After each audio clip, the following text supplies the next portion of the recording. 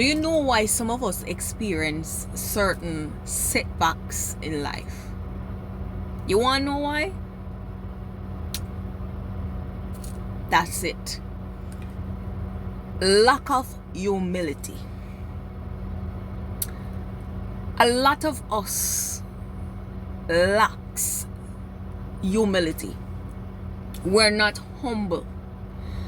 Humility is one of those qualities that will carry you far in life. You see, when you're down in the valley, or when you fall on your face and nothing not go on, you see, if you can remain humble during those times, it will be good for you. But I'm telling you, it will even be greater for you when you get to the summit, when you get to the mountaintop, and you start look at life and see a new way of living, and you can walk in that garment of humility. A lot of people are only, and let me say, a lot of people is only humble when they are down on their face. But you see, the moment God start elevate them and make them rise up, them just change off the garment of humility. And I want to tell somebody today, no matter where you are in life, walk in humility. And you see, the days when you fall down by your face, remember them days there and don't forget them. And them days that I got encourage you for walking in humility. Remember where you're coming from, and remember, say, the God who took you up from out of the gutters and put you in a better position, He had that same power to strip you of all the wealth and all the material things and all the good things that you have now acquired. God have the power to give and to take. And you see, the moment we lose sight of that, we're gonna fall right back at square one or square zero. So I want to tell somebody today, walk in humility. No matter where you are, walk in humility. If you don't have a house yet, and you only live in a rented house or a rented apartment, walk in humility. And if it happens to be that you own a mansion or a penthouse or your dream house, walk in humility. Remember where you're coming from. And don't tell yourself so you can't go back to that place. Because it will take you years to get to that summit of success. It would take you years to get to that high dimension. Because you have to work hard to get to certain levels. You gotta work hard, but it only takes 1 second for you to get back to ground zero. And I want to say that for somebody today. It might take you years to work and build your dream house and achieve certain things. It take you years to do that, but it only take you seconds to lose it all.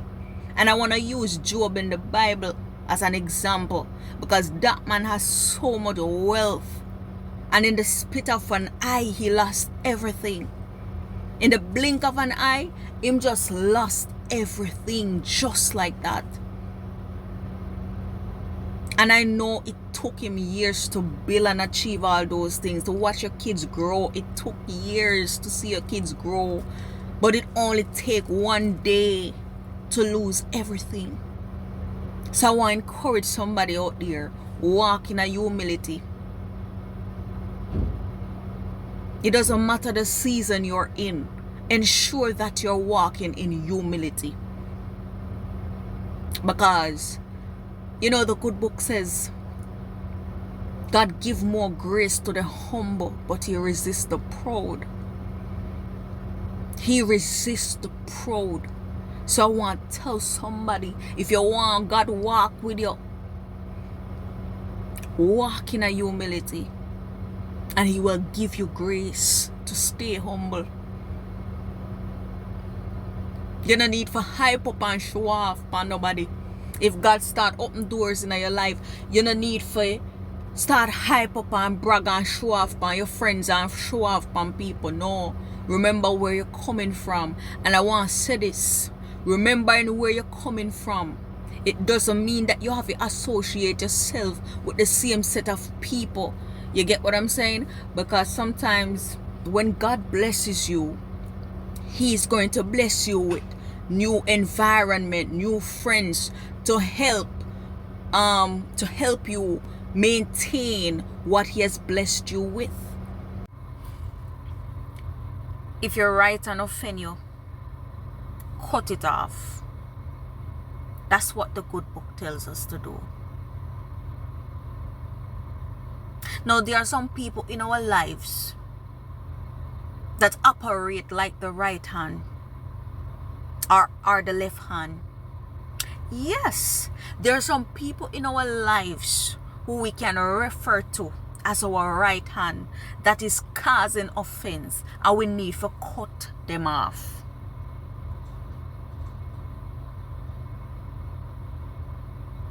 If the good book can tell us every right and offend, cut it off. It means that there are some people in our lives who are not, their presence are not beneficiary.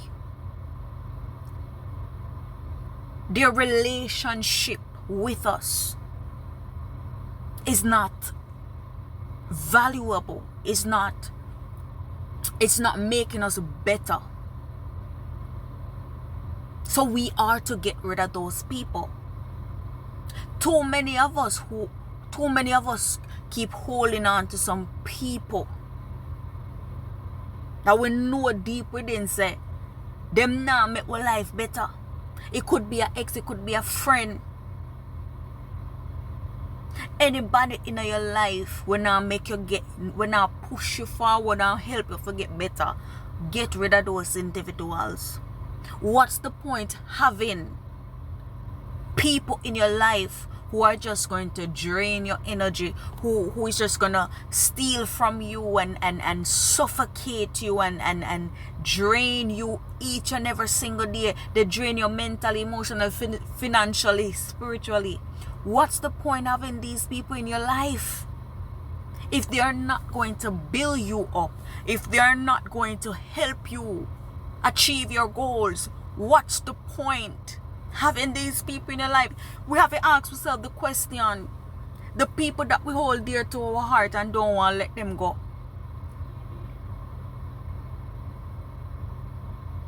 is it really worth it?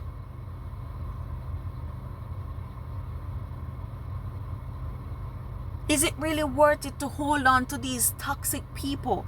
Is it really worth it? Because holding on to some people is just a waste of time. There are some people that we have to just open the door for them, because if we don't open the door for them, they're not going to go through it. There are some people in our lives that we literally have to open the door. And if you got to use the key and open it and open the door wide and tell them to go. And sometimes you got to apply force, because you have some of them, they're very stubborn and they're determined to keep you stagnant. They're determined to remain in your life and keep you bound and keep you stagnant, you know. So you got to apply force sometimes to get rid of some people.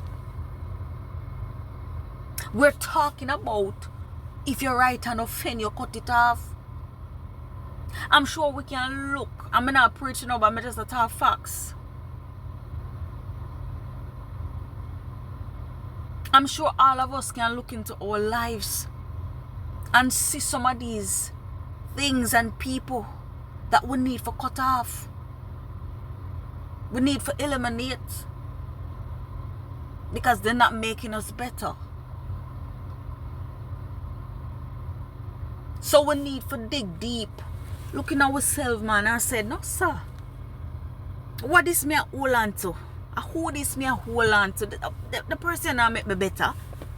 The person that not push me forward. Me not see where the person that help me. You get what I'm saying? Look deep within.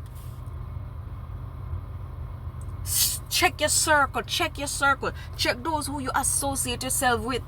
Are they the right people? That there's a saying that goes like this: show me your friend and I will tell you who you are. If you show me your friends and me start tell you who you are, will you be okay? Or will you be offended?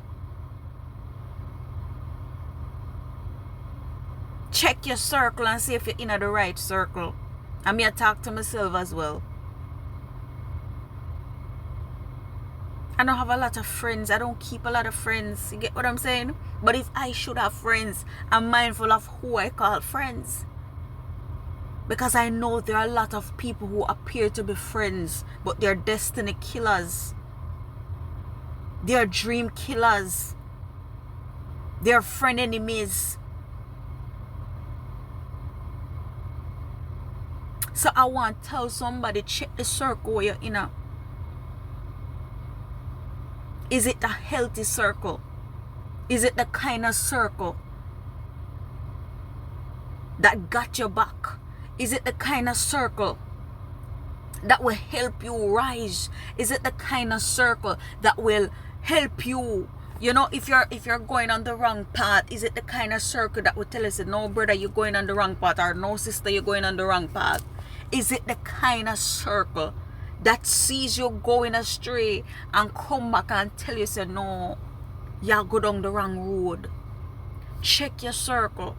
Is it the kind of circle, if something should befall you, they can come to your rescue? Or they will watch you suffer and struggle? So you gotta check your circle. If you're right and offend, you cut it off.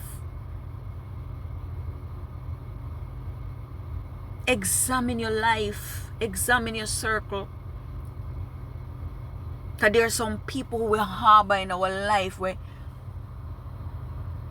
we shouldn't have harbored them. We shouldn't have invited them in the first place. But guess what? It's not too late to close that chapter with them. I'ma get it. So sometimes we build such a strong connection with some people that we find it hard to detach ourselves from them. But for our soul's sake, for our peace of mind, and for our and just for, you know, for our sake, we need to find a way to detach ourselves from the things and the people that do not serve us no more.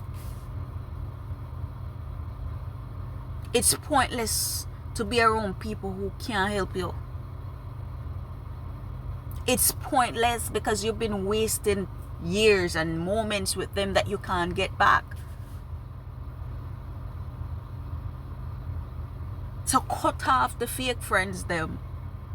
Cut off the ones them where, you know, we can't help you go forward. And you have some of them, you call them energy drainer. Energy drainer. Some of them, they're just there to drain your energy. And you have some are called pocket drainers. Where if you be around them, they're going to drain your pocket. You have high hopes and high dreams, and there's so many things you want to accomplish. But if you be around them, they're going to drain you mentally, financially, physically, spiritually, and every alley. So, I want to say this to me and to you. Be careful of the people that you're harboring in your circle, in your life. Because not everybody deserves access to you. And not everybody deserves your time of the day. Alright.